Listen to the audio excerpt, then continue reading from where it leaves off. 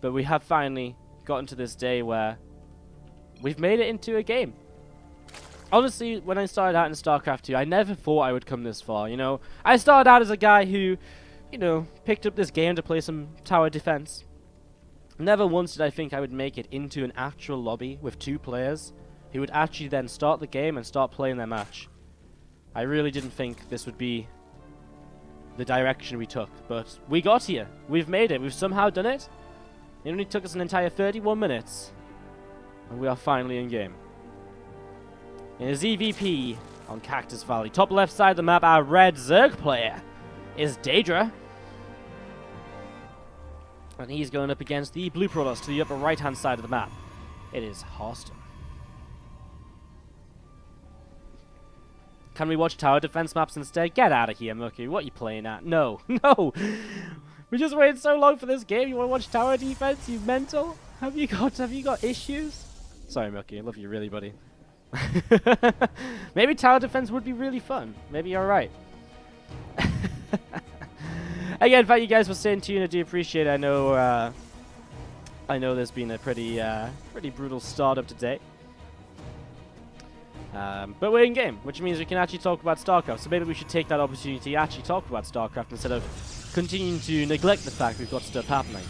Brilliant. Alright, it's going to be a Nexus coming down after the gate, before the core. Pretty standard stuff from both sides of the map. Really. Coming into the top left, hatch gas pull from daydrA. In the early stages of this PvZ, so really right from the get-go again. I mean, straight up, just nothing really too crazy, nothing really too ridiculous in the first few minutes here as we just have. Probe moving around, drone just going to go in towards the mineral line and have a little bit of a nibble onto some minerals. Just going to return some minerals to that hatchery. Again, nothing really too crazy in the super early stages here, as we do just have the early setup going our way. Obviously, I mean, Harstem comes into this group as a pretty heavy favorite. I think the interesting thing about a lot of these groups is that in a pretty quick best-of-3 sort of setup, anything can really happen truthfully. I mean, in a best-of-3, yeah, I mean, it's a bit more safe. The best-of-1, of course, is way more safe, but you can drop a map to a cheese, and then, you know, sometimes StarCraft's a bit volatile, you get a build order loss. It's very possible. So that's why we're probably going to see a lot of the top players just playing straight-up standard stuff, you know, stuff that's very safe against all-ins, stuff that's very just secure, not really cutting any corners or taking any risks in these early stages of the groups. Because the last thing you want to have happen is be the favorite of your group, and instead of going out the group in first place, go out the group in second place, because already that makes your life so much more difficult moving into group stage 2, a part of the tournament where you're, you know, if you go out in second place in the group, you're going to join 2 first place finishes, and that is obviously, you know, who would you rather have? Someone like uThermal in your group, or someone who comes through in second place, such as, say, well, take uThermal's group, such as, say, like Game Time or M-Cannon. Like, obviously, that's not to be offensive to Game Time or M-Cannon, but I'm pretty sure the majority of players would rather not play uThermal in their group, right? So, very important these early stages, and yes, we do definitely have favorites, and yeah, we're probably not going to see too many upsets for the first place, and we're probably not going to see too many upsets for the second place either. A lot of this is kind of very well laid out as to how we're expecting things to go, etc. So, but keep your eyes open, because you never know, and we'll be keeping you guys up to date with all of the results too. We'll be going through the brackets as we continue through the groups here today, basically. So, and again, we are going to be casting Group Stage 1, Group Stage 2, and Group Stage 3, all happening today. That's going to be our coverage of WCS Austin. We'll be back after that. Well, sorry, that's all we do. We only do Day 1, we don't do Day 2. Because this Oracle flies in, finds 5-6 kills already. There's a fast lair coming out from daydrA, something I just pointed out on the screen. I didn't really mention it, but, I mean, it is very fast lair, and obviously Harstem seeing this with the Oracle and killing a bunch of workers puts him in a pretty sweet position. I mean, already 7 workers killed, sorry. And he knows there's a lair up, which gives him a good idea of the possibilities daydrA has right now. So he can begin to play a little bit defensively against this and all the rest as well. So extra gates on the way, the Robo facility starts to set on up as well. It's about halfway done. And just seeing these units from Harstem gathering on over just to the side of this main base. Just, I think right now, one of the most likely things he feels as though it's going to be is potentially something like a Nidus network and the Nidus all-in, which is very true, but it's actually been a Rotron into a Hydra Den. Where's the Hydra Den, by the way? Hidden over here. So I was going to say, I didn't see it in the main base, and it is indeed hidden out on the map. So, something a little bit different, something a little bit weird. I was going to be seeing the Adepts. moving around here, Harstem, seeing what he can get up to. Is the Oracle going to move forwards? The Team are not going to be taken down, and daydrA will start to move in towards the third, towards his opponent, by the way. So obviously he wants to kind of play very aggressively here. daydrA does know where his opponent is, right? Yeah, of course he does. So he wants to play very aggressively. He wants to get in this position where he's like, okay, I'm going to start, pushing my creep towards you. I'm going to attack, and that's my game plan from kind of start through to finish here. There's Harstem just a few more depths on the way out, and well, he's hit a revelation on the main base. He saw a Hydra out as well, so he does now have a good idea of what exactly daydrA is investing into in these early stages. So that's some good info for him, as again, these Lings, these Hydras gathering on up and just thinking about where exactly they're going to commit into in the next few minutes. Another Hydra and another couple of Lings popping out here. There's again that Forge and the Twilight Council coming on into play for Harstem. So still just setting that up, and there's again a few Adepts just finishing warping in. I'm going to get ready to see where they can go. Still this Oracle flying around too. Obviously Harstem wants to just keep information coming his way and just figure out what exactly is happening. He's actually going to go start an Immortal. He's going to go for a bit of an aggressive attack here. Pushing forwards a bit earlier than you might expect considering how aggressive his opponent's been. He does lose the Oracle. He'll turn to fight here as the Zerglings run forwards, but man, those Hydras, they are a little bit scary because there is quite a few of them. Harstem pulls back. I mean, the Adepts will trade quite nicely against the Hydras, but he has to get to the Hydras first, and the Zerglings are going to stop these units from doing that in the first place. So, well, Bane Nest coming down as well. Turn this into kind of a standard Ling Bane Hydra composition just off of a very low drone count. No real saturation at all in the third base. Obviously just a bit of a weirder order of kind of getting into this in the early stages. So, a few more sentries warping in. Harstem sitting in a bit more of a defensive position now, but leaps on the opportunity to take down a couple of Hydras and a couple of Lings. And as we're going to be seeing the Adept sentries, a couple of Immortals just going to be moving forwards. Lings and Hydra still just working their way through those rocks, and again, you can see Harstem just still trying to kind of keep on pushing forwards. I mean, to be fair, I feel Harstem's army is pretty good to fight, but he should really wait for Glaives and +1. Like, there's no reason not to. As, uh-oh, here we go. Harstem not paying attention momentarily. The Banelings crashing on into the sentries. Only a couple of force fields available, and daydrA is pushing Harstem away. However, he's starting to run out of kind of Lings, etc. to, again, just tank for the Hydras, and that's super important in this composition. You need the Zerglings in front, because otherwise these Hydras will just absolutely melt to the Adepts and the Immortals. So it's very important you have those Lings in front. The Bane's doing a good job connecting. Harstem just really caught off guard, losing a lot more sentries without popping force fields down than he should have done. And that is a bit of a mistake. We've got Braygil in the chat saying, why would a Zerg spam towards the Protoss? I think it's a very unique sort of situation where daydrA knows he wants to play aggressively and he wants to use this space to just keep on pushing forwards from. It's not the natural way that a Zerg player plays, but it's something we have seen in the past. I remember back in Heart of the Swarming Cactus Valley, I think it was E-Laser used this sort of strategy against, might be Showtime or Lilbo. I can't remember who, but it was in his EVP and he did a similar sort of thing, like a very aggressive push forwards from the early stages of the game with some fast tech. And sort of just going from there as we do have the Lings. Just going to keep on moving over to the top right side of the map. Still not... I mean, it's impressive because he actually hasn't lost that many Hydras. Only 2 have gone down in all of these engagements, and that just really is a testament to how well these engagements have been going for daydrA. Surprised we don't see any upgrades, kind of like the +1 melee or the Zergling, no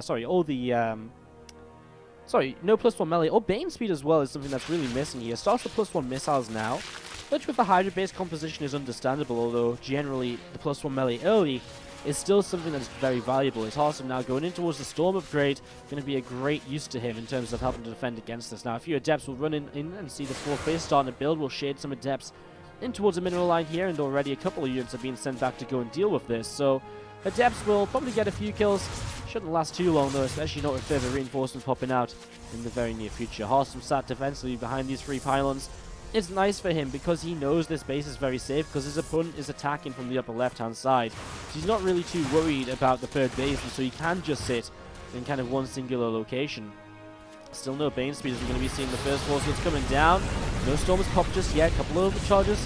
A lot cast right now actually by Harstem. You know, both over, well, 2 of the 4 overcharges, 3 force fields. He doesn't have that many sentries. He can use any of his storms though, and that's important because he will need those when the larger fight really does start to take place. As Harstem now expanding towards the Zerg player, obviously doesn't have much fear left in him, and not enough Banelings, and I think the Banelings, sorry, not enough force fields. I think the Banelings didn't quite realize that was going to happen right there as daydrA Gonna break through a couple of pylons here. Ah, there's a storm nicely placed on top of the Hydras, but the Banes walk back through it, which means they're just dropping down instead of actually kind of staying alive. I mean, if they kept moving forwards, they would have gone out there and maybe connected on something, but that is a better fight from Harstem. In the meantime, these few adepts across the map are still just causing chaos, picking off a few drones here and there. So far, Harstem has killed 21 workers, and overall, it's just starting to become a little bit too much. Zerglings again getting turned away by this Protoss army out to the front. And just trying to set up again. Harstem keeps on pushing forward. The storm goes down. Hydra's taking a little bit of damage. Zerglings too. I'm just going to be seeing that army pulling back once again for Harstem towards this Nexus. A few more Banes still just morphing in. Harstem still just sat here. I mean, he's going to secure the fourth and then push forwards, I think. I mean, it's a very narrow pathway for him to push through. He's got storms. He's going to have some sentries back and force fields ready again, so it's actually a very safe push forwards from him in terms of an attack. There's not many opportunities for this Zerg player to really come in and flank him, so he's going to be pretty safe pushing through. I mean, this is why horizontal and vertical spawns in Cactus Valley are going to be a Zerg player's best friend, as the Banes are going to roll on into that fourth base, and yes, Harstem has to cancel it, but he's not going to be too worried considering the fourth of his opponent is barely even mining still. And again, I mean, a few Banes again using it, he'd rather that happen than the Banes going into his army, of course. I mean, that's always actually a better situation. As here we go then, Harstem pops the Guardian Shield and will continue to push forward. The feedback gets rid of the Overseer, and that's just going to be plenty of storms. Get rid of the Hydras. 12 minutes is what it takes, but Harstem will take down daydrA in game number 1. Split, there we go. Ah, yeah, there's a large file on this in game, so it does take a little while for XSplit to change sometimes. I remember now. Alright. Bottom right-hand side, our red Zerg player is going to be daydrA. And to the upper left is going to be the blue Protoss player, Harstem. Harstem takes the 1-0 lead, but it wasn't without its scares. Like, there was moments where I think Harstem just thought he was going to, like, he looked at the build and he was like, what on earth are you doing, mate? And he was just like, okay, well, I'm just going to come across the map and kill you. And then daydrA sort of had too much. He was like, whoa. And then daydrA sort of took a good fight, and Harstem was probably like, what's happening? Question mark face? Like, I really don't understand. And, like, it was a bit weird. It was a weird game. Like, daydrA with a weird opening that didn't really give him many advantages, just felt as though it slowed him down for the most part. I mean, there's a reason for the most part we see kind of free bases coming in early, and with the free bases you just go into a melee upgrade to play Ling Bane, and then you go into more normal lair timing, so you can get the Hydra Den still, and you still end up with the same composition. You still get Hydra, Ling, Bane. That's still your end result. But it's interesting, I guess, that that he kind of goes for it differently. I wonder what his idea is. Like, I wonder what his plan is when he looks at this. I wonder why he says, let's rush the Hydra Den out quickly instead of just doing the more standard sort of way. Like, I wonder what he feels the advantages are. It's interesting. I mean, it's a bit of a surprise factor. It is maybe going to catch your opponent off guard now and then. But when you rush into Hydras, it's like, well, suddenly you've got Hydras, and I feel as though a lot of Protoss builds aren't really going to change because they're kind of going to build towards Hydras in the mid game anyways. So it's not like, it's not like all of a sudden there's these units that show up and you're like, oh crap, didn't think about that. Like DTs, for example. Or for example, another great example would be Mutalisks, where if they show up, you're suddenly like, oh god, didn't really think about those. Quick panic.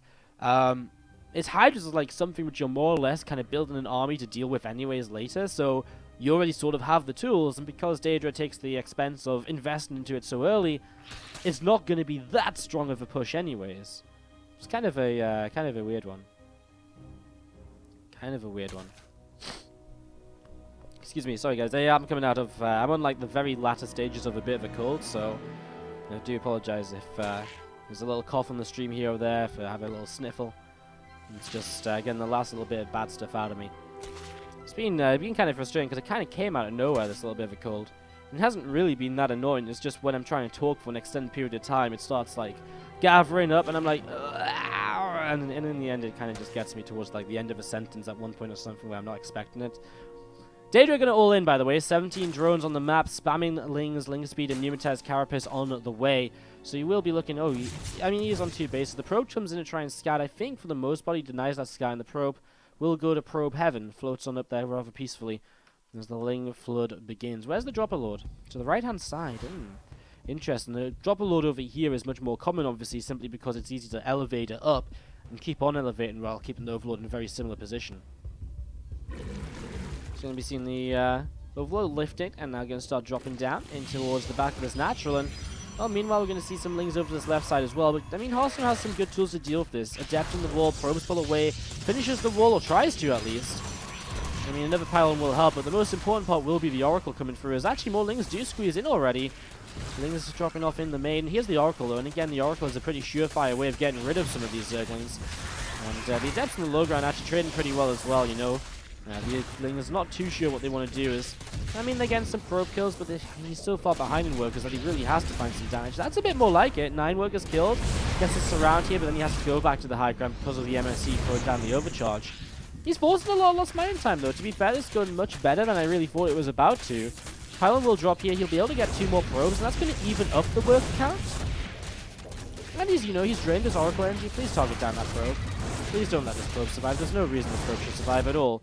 Not in a million years. More lings are going to come up to the front, and, well, if he comes from both sides, he probably could have surrounded that Adept and taken it down, but a little bit of indecision here and there from daydrA is maybe costing him from getting as much damage done as he really could have in these early stages. Continuing drone back at home, though, so he comes out of this and continues on. And we're just going to be seeing now a Phoenix on the way, though, and the Phoenix is a great addition after the Oracle against this sort of attack, because you're going to be able to chase down the Overlords. And if you get rid of the Overlords, you get rid of further drops and further threats in the game. So that's always great to do. Another Dropper Lord to the right-hand side of the natural. He wants to get lings in here once again, but at this point, Harstem has a good amount of Adepts. It's unlikely these Zerglings are really going to find the damage they want to find in the early stages here. Rotoron dropping down from daydrA. Going to be seeing an Extractor or 2 taking on his natural expansion as well. I say natural, it's his third base. Just now throwing down an expansion over in the natural. Problem is, I mean, he did a lot, but he didn't do enough, I don't think, right? I mean, there's still a lot of units up, so Harstem can counterattack. That means more damage. That means, you know, preparation, such as Spore Crawlers, defensive units, and that slows down the worker count. And daydrA's already behind in workers, so it really is just Harstem going to start taking a much larger worker lead and setting up very nicely already here in Game 2 this best of 3. And Group B of the competition.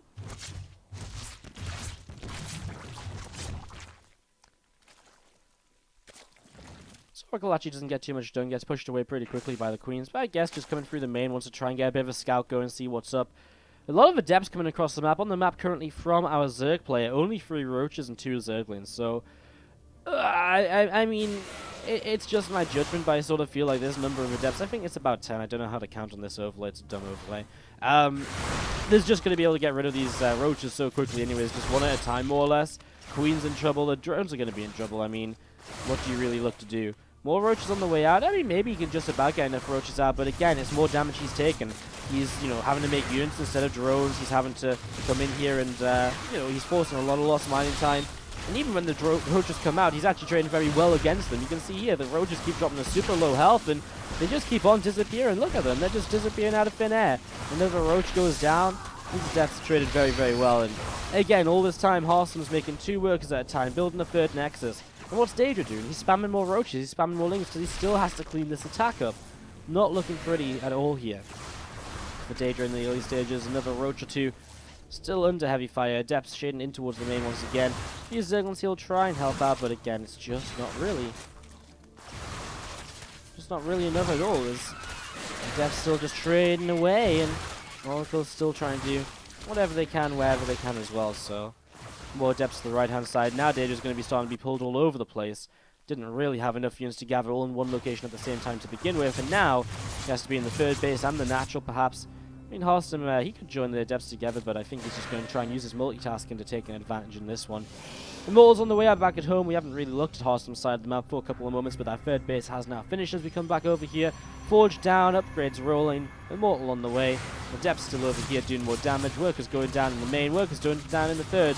And yeah, the Adepts are going to end up dying, but again, we talk about that worker count. Now losing another 12 and 13 to finish things off. And that's just going to be another 13 workers that daydrA cannot really afford to be behind. Now 30 workers behind in total. That's not really a recoverable number. That's not really a pretty number to just sort of come back from and be like, ah yeah, 30 workers, that's okay.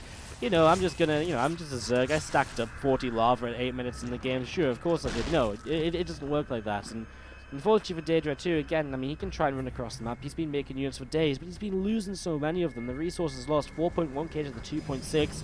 And obviously when Harstem is mining so much more for pretty much the entire game, you can just see that he is having a fantastic time. This little dip here was when he had to pull probes away and defend against the all-in. And he did. He defended against the all-in, he lost some workers, but he defended well enough, and that's what we're just seeing the repercussions of right now. A lot of Ravagers will come into play, but again, lots of sentries. The Immortal too, and he actually sees this army here anyways. He's going to come right on into it. A couple of force fields to trap these Ravagers. Even if they pop the force fields, they're still very likely to go down anyways. We see, yeah, I mean, nicely put Corrosive Valves. The force fields keep the Ravagers in place, and a few Stalkers warping into. Nice force field once again. Harstem not letting anything move anywhere. He literally wants to make sure the Zerg player can't go anywhere with his units. And now these units going to be able to push down towards the lower right-hand side of the map. So, daydrA didn't really pick the easiest of opponents, obviously, to play first here in this tournament. Doesn't really get to pick, obviously, either, but it is worth noting as Stalkers continue to come down towards the lower right here, and a few more devs just being warped in. Brock's going to be worked away against, obviously, Harstem, if he doesn't have to walk up a very small, narrow ramp. He won't walk up a very small, narrow ramp, so just working his way through the rocks to make life a little bit easier for himself, and again, all he has to do is sit semi-decent force fields realistically, not standing Corrosive Valves. I mean, it sounds easy enough, and realistically in this sort of situation I think it is. I mean, it's not an easy Protoss army to control or an easy Zerg army to play against, but when you've just got this much, it's kind of hard for it to go wrong. As we see the Ravager Valves again hitting here and there, but two Immortals in the back are chewing their way through the roaches. When they get in range, they're chewing their way through the roaches at least. And more force fields keep coming in. GG well played. Harstem will advance into the next round, the winners match of his first group stage.